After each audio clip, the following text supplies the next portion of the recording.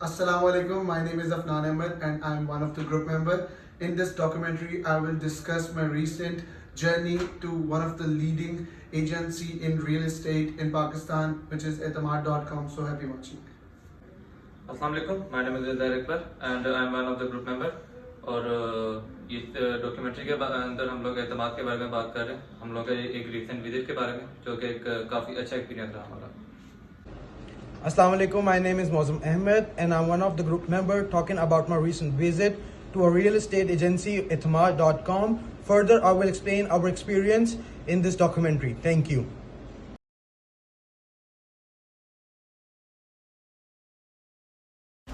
तो इस डॉक्यूमेंट्री में हम सबसे पहले बात करेंगे रियल एस्टेट मार्केटिंग के बारे में कि बेसिकली है क्या।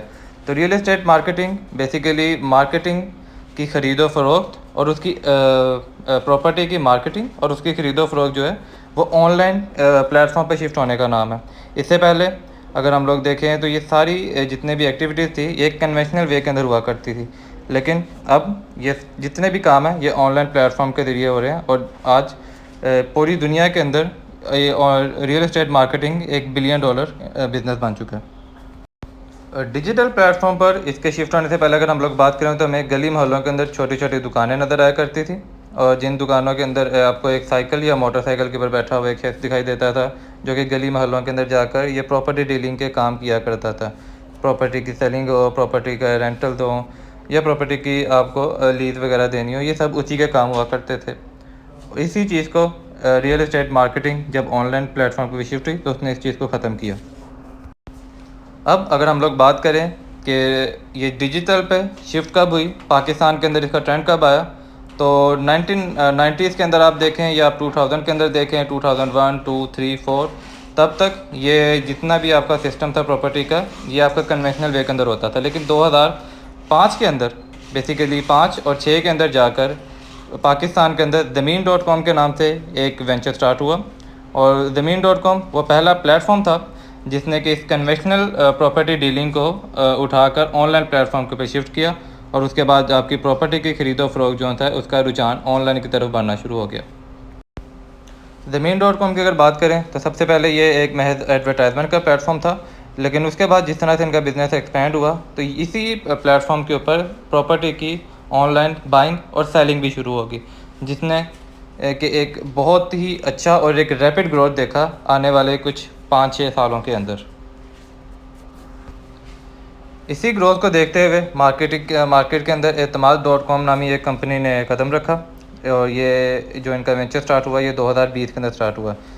इस वेंचर से पहले जो ऑनर एतमाद.com के मिस्टर रुमान अहमद, उन्होंने इससे पहले एक ओटिस्टा के नाम से एक वेंचर स्टार्ट किया जो कि एक ऑनलाइन बेस्ड वेंचर था, लेकिन उसके अंदर उनको due to some financial lack और इसके बाद इन एक्सपीरियंस के बाद फाउंडर ऑफ एतमाद.com मिस्टर रुमान अहमद ने अपने पार्टनर बिलाल के साथ मिलकर एक नई कंपनी की बुनियाद रखी जिसका नाम एतमाद रखा गया।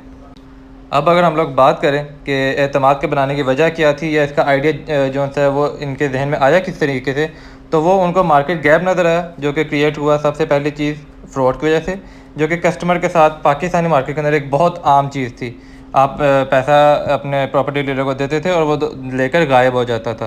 दूसरी चीज़ अगर इसके बारे में बात करें तो वो है एक जो प्रॉपर्टी डीलर की जानिब से एक गलत बयानी की जाती थी, वो चीज़ इसके अंदर दूसरी वजह बनी जिसने एक गैप क्रिएट किया, जिसको कि एतमाद ने आकर मार्केट के अंदर फिल किया अपने एक बेहतरीन बिजनेस मॉडल के साथ।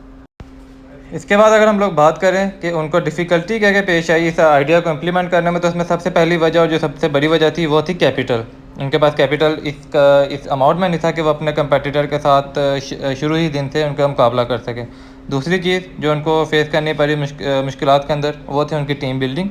उनको अपनी टीम बिल्डिंग के अंदर काफ़ी अर्सा लगा एक परफेक्ट टीम बनाने के अंदर। और तीसरी और जो एक बहुत मेजर उनको एक डिफ़िकल्टी का सामना करना पड़ा वो था माफिया। प्रॉपर्टी माफिया पाकिस्तान के अंदर एक बहुत ही आम चीज़ है, और उनका एक असर और रसूख जो था वो आपको सियासत तक के अंदर मिलता है। तो ये एतमाद के लिए शुरू के अंदर एक थ्रेट बने थे, एक डिफ़िकल्टी बने थे, जिसको कि एतमाद ने आहिस्ता आहिस्ता अपने 1-1.5 साल के अंदर थोड़ा ओवरकम कर लिया है। इसके बाद अगर हम लोग बात करें कि एतमाद के जो मेजर कंपेटिटर या जो उनकी लीग के अंदर दूसरे प्लेयर्स हैं, उनके अंदर सबसे पहला नाम जो इसके अंदर एक जायंट की हैसियत रखते हैं वो ज़मीन.com। उसके बाद इसके अंदर आपको Garana.com जैसी कंपनी भी मिलेंगी जो कि Etemad.com के एक तरह से कंपेटिटर्स हैं इस इंडस्ट्री के अंदर।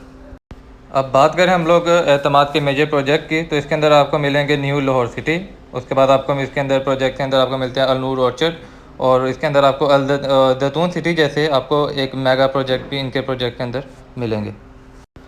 इसके बाद अगर हम लोग बात करें पॉइंट ऑफ डिफ्रेंसिएशन की जो एतमाद का है, तो इसके अंदर आपको सबसे जो पहली चीज़ देखने को मिलेगी वो इनका एक रिबा फ्री इनका एक मॉडल है अपने इन्वेस्टर्स के लिए, जिसके बारे में चीफ़ फाइनेंशियल ऑफिसर ऑफ एतमाद जो है उन्होंने हमें एक अपने दिए गए इंटरव्यू के अंदर गाइड किया, जो कि आगे आपको अभी देखने को मिलेगा।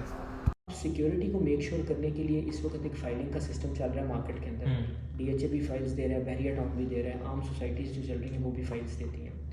हम अपने एंड यूज़र को सिक्योर करने के लिए जो अमाउंट वो हमारे साथ इन्वेस्ट करना चाहता है या जो भी एक प्लॉट की प्राइस होती है उसके इक्विवेलेंट हम उससे पैसे लेके उसको वो फाइल दे देते हैं एज अ सिक्योरिटी। अब हमने बेसिकली उसको वो प्लॉट बेचा नहीं, उसको वो प्लॉट हमने सिक्योरिटी के तौर पे दे दिया कि अब आप ये प्लॉट ले जाएं और 120 दिनों के बाद खुदा ना खास्ता आपको लगता है कि आपकी प्राइस मार्केट में नहीं बढ़ती तो आप 30-40 हज़ार के मुनाफे पे हमें वापस बेच सकते हैं। ये एग्रीमेंट हम उसके साथ एक लेटर हेड पे कर लेते हैं। अब उसकी इन्वेस्टमेंट की सिक्योरिटी के लिए उसको फाइल चली गई और उसको एक मेंटल पीस चला गया कि 120 दिन के बाद खुदा ना खास्ता जिस तरह हमारे मुल्क के हालात हैं अप डाउन लगे हुए हैं, कुछ भी हो जाए मुझे 30-40 हज़ार रुपये मुनाफा हर सूरत में मिल जाएगा।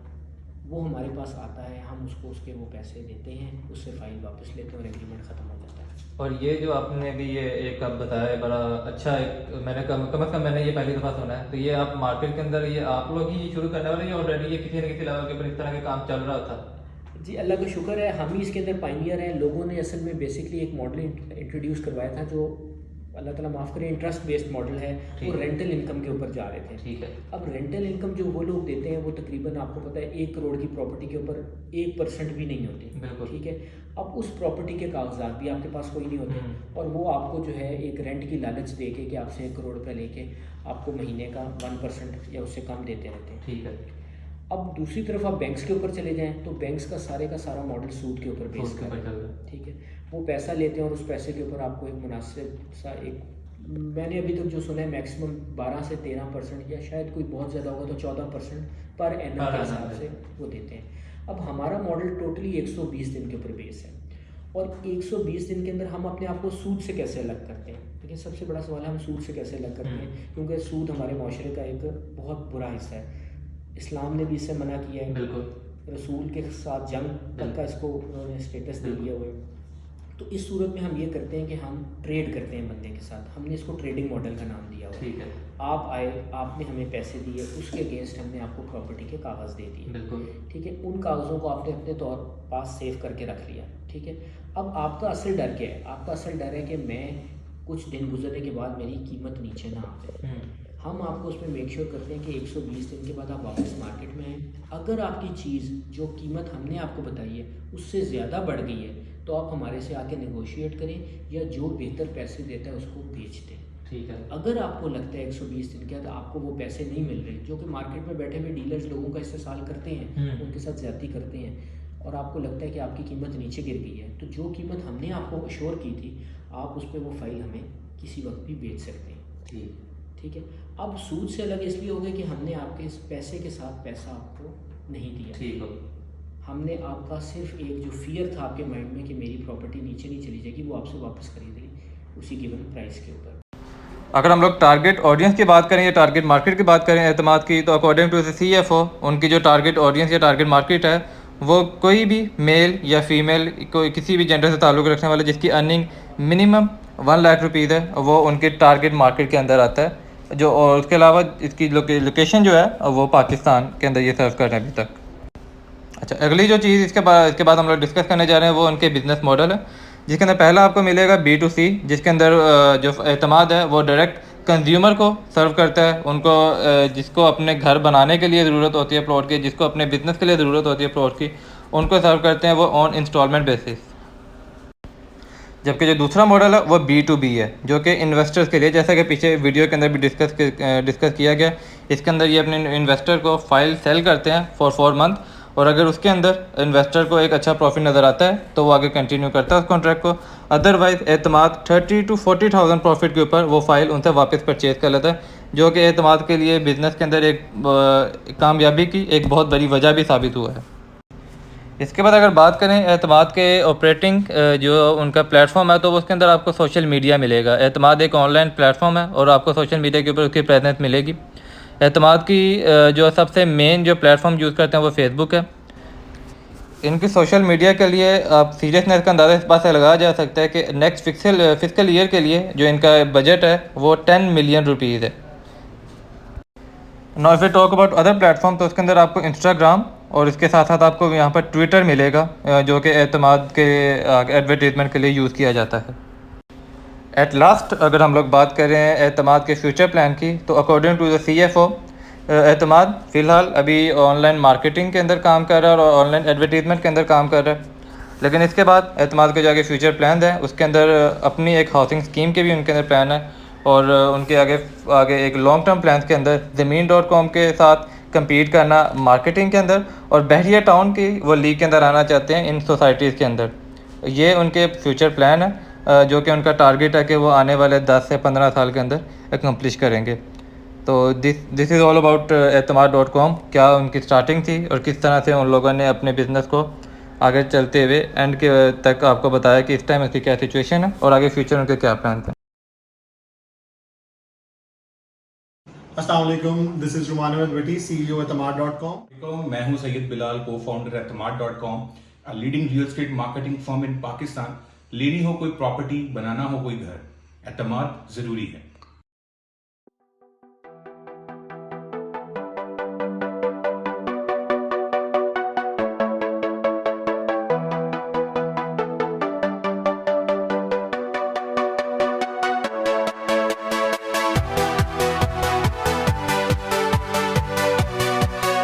हम समझते हैं निभाना हो कोई भी रिश्ता या खरीदनी हो जायदाद, एतमाद ज़रूरी है।